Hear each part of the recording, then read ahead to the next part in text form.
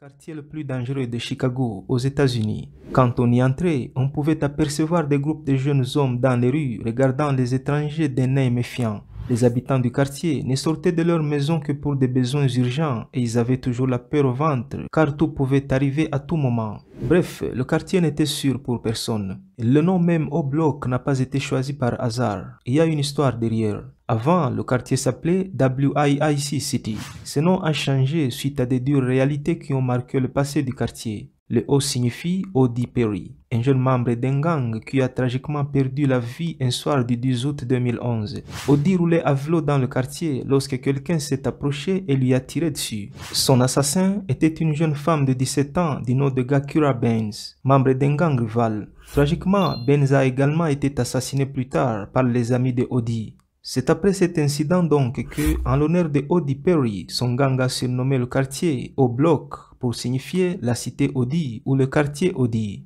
Les rapports de la police de Chicago montrent que, entre 2011 et 2014, O-Block a traversé une période tragique dans laquelle il y a eu plus de 19 assassinats, faisant de lui le quartier le plus dangereux de Chicago, ce qui a fait qu'il soit mis sous haute surveillance de la police. Ils ont installé des caméras de surveillance à chaque coin de la rue, surveillant strictement les mouvements du quartier, mais rien n'a changé. Mais après un certain temps, et c'est ce qui nous intéresse le plus dans cette vidéo, au début de l'année 2022, la police de Chicago a publié une nouvelle surprenante.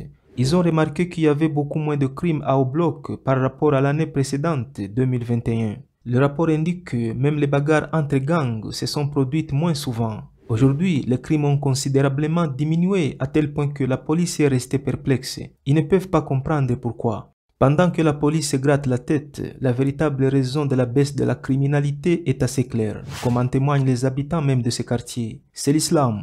Comment l'islam a changé les choses dans ce quartier? Des prédicateurs musulmans ont commencé à visiter le quartier pour faire la dawa. Les jeunes du quartier approchaient pour écouter et ils ont entendu un message de paix et d'amour qu'ils n'avaient jamais entendu auparavant. Ils ont commencé à embrasser l'islam l'un après l'autre.